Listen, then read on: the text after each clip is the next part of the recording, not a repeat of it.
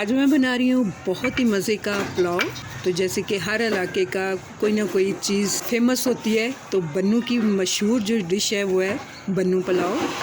تو بنو پلاؤ کی ریسیپی آج میں آپ کے ساتھ شیئر کرنے والی ہوں، اور بہت ہی ایزی وے میں اسے ہم بنائیں گے۔ تو یہاں میرے پاس پیاز ہے، 2 میڈیم سے چھوٹے سائز کی پیاز تھی، اسے میں نے سلائسز میں کٹ کیا ہوا ہے۔ 2 بڑے سائز کے ٹماٹر تھے، انہیں میں نے اس طرح سے کٹ کر کے رکھ لیا۔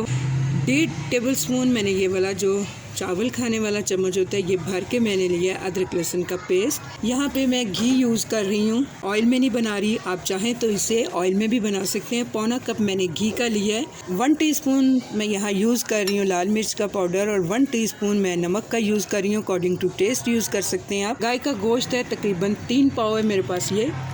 تھوڑا سا دھنیا ہے، ہری مرچیں ہیں 6 سے 7 جنہیں میں نے اس طرح سے کٹ لگا کے رکھ لیا ہوا ہے۔ تو چلیے سب سے پہلے ہم بیف کو ریڈی کرتے ہیں، اس کے بعد میں دکھاتی ہوں آپ کو۔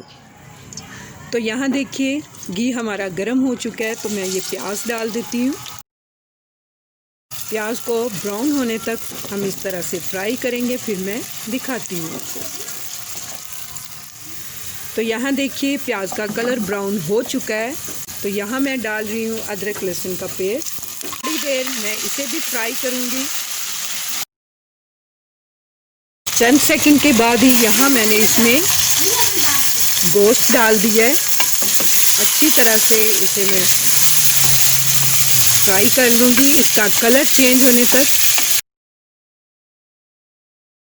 تقریباً 2 منٹ میں ہی گوشت نے اپنا کلر دیکھیے چینج کر لیا ہے، 2 منٹ ہی لگتے ہیں صرف۔ یہاں میں اس میں ایڈ کر رہی ہوں لال مرچ اور نمک۔ ٹماٹر ڈال دوں گی میں، مکس کر لیں گے اسے اچھی طرح سے۔ مکس کر لینے کے بعد میں اس میں یہاں پانی ایڈ کروں گی، اور گوشت کے گلنے تک ہم اسے پریشر دے دیں گے۔ آپ چاہیں تو اچھی طرح سے یہاں پہ 5 سے 6 منٹ تک اسے بھونیے، اس کے بعد پانی ڈالیے، اور بنا پریشر دیے بھی آپ اسے ڈھک کے پکا سکتے ہیں۔ لیکن اگر آپ کو جلدی پلاؤ ریڈی کرنا ہے تو آپ پریشر بھی لگا سکتی ہیں۔ تو میں یہاں پریشر کوکر کا یوز کر رہی ہوں۔ میں اس میں پانی ایڈ کر رہی ہوں، تقریباً میں نے 2 کپ سے تھوڑا سا زیادہ اس میں پانی ایڈ کیا ہے۔ آپ اپنے گوشت کے اکارڈنگ پانی ڈالیے کہ گوشت کتنے پانی میں گلتا ہے۔ مکس کر لیں گے اسے۔ بنو پلاؤ کا جو گوشت ہوتا ہے وہ بہت نرم ہوتا ہے، تو ہمیں اسے نرم ہونے تک پکانا ہے۔ تو میں یہاں اسے بند کر دیتی ہوں 20 سے 25 منٹ کے لیے، اس کے بعد میں دکھاتی ہوں آپ کو۔ تو جتنی دیر میں ہمارا گوشت پک رہا ہے تو میں دوسری چیزیں آپ کو دکھائی دیتی ہوں۔ یہاں میرے پاس 3 گلاس چاول ہے۔ اگر میئر کریں تو جتنا میں نے گوشت لیا ہے اتنی میں نے چاول لیے ہیں، تقریباً 3 پاؤ۔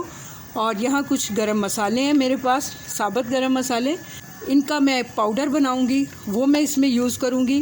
اس طرح سے ہم یوز نہیں کریں گے۔ نہ ہی میں نے اس کی پوٹلی بنائی ہے، گوشت کے ساتھ ڈالی ہے، نہ ہی میں ڈائریکٹ ان کو یوز کروں گی، میں ان کا پاؤڈر بنا کے یوز کروں گی۔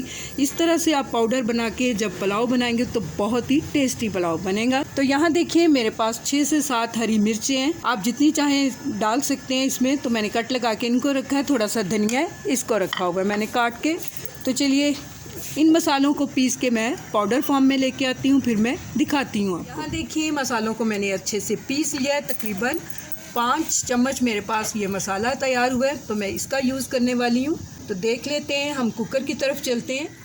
تو یہاں دیکھیے کوکر کو میں نے کھول لیا ہے، گوشت ہمارا پک چکا ہے، میں دکھاتی ہوں آپ کو۔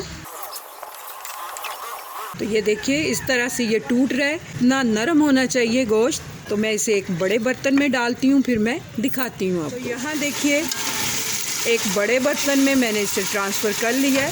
یہاں میں یہ پسا ہوا سارا گرم مسالہ یہ ایڈ کر رہی ہوں، ہری مرچیں اور دھنیا ڈال دوں گی میں۔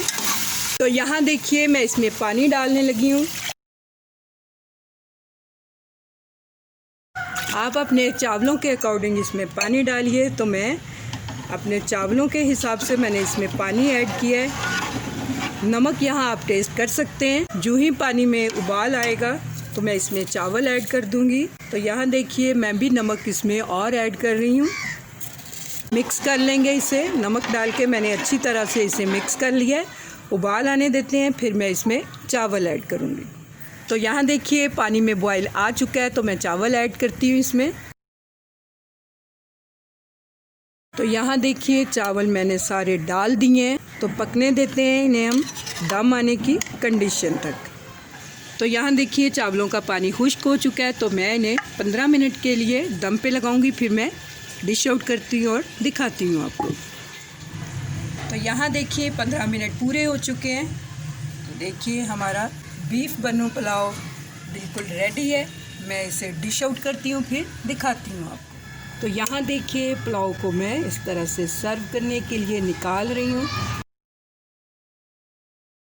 تو دیکھیے بہت ہی مزے کا بیف بنو پلاؤ اور بہت ہی ایزی وے میں نے اسے ریڈی کیا، اور بہت ہی خوشبودار پلاؤ ہمارا ریڈی ہوا ہے۔ تو اس طریقے سے یہ پلاؤ بنائیے، بہت ہی ٹیسٹی بنے گا۔ میری ریسپی کو لائک کیجئے، اگر آپ میرے چینل پہ نئے ہیں تو پلیز میرے چینل کو سبسکرائب کرتے جائیے۔ اللہ حافظ۔